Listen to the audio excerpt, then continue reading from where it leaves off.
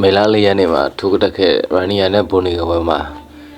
ရန်နီယာဒုတိယအချိန်မှာဘိုနီကကိုတိုင်ဘောရနဲ့အနိုင်ရခဲ့တယ်။အဲဘွဲမှာကျွန်တော်ကဘိုနီကဘက်က3နှစ်စော်လိုက်တယ်။ရှာသမားအမှတ်နဲ့တော့မဟုတ်ဘူးတိုင်ဘောရနဲ့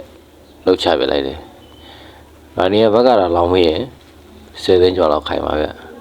။ဒါလည်းကိုယ်ရွေးချယ်မှုပဲ။အဲဘွဲကိုသုံးသက်ကြည့်ရန်နီယာတူတက်လာတာကိုတွေ့ရတယ်။တက်လုံကောင်းလာတယ်။စတရာဂီမိုင်းတွေလည်းတူတက်လာတယ်။အနိုင်ရတာလည်းထိုက်တတ်ပါတယ်။ကျွန်တော်ဒီဝဲမှာရန်နီယာကိုအထင်သေးတာခံရတာပဲ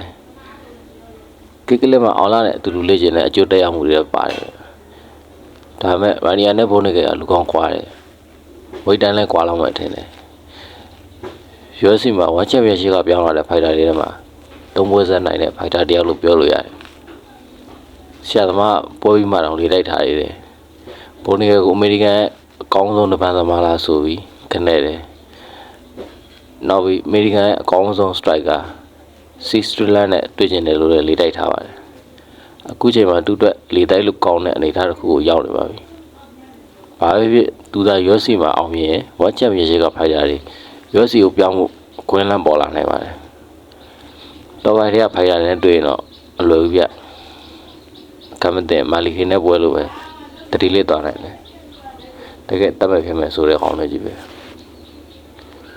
ဗန်နီယာရဲ့ခန္ဓာကိုယ်ကတခြားဖိုက်တာတွေနဲ့မတူဘူး။ကွဲပြားတယ်။ခြေတံလက်တံတွေရှိတယ်။အရက်ရှိတယ်။ကြောပြင်းလည်းကျဲတယ်။တီရှပ်တွေကတူးသွက်အသားချက်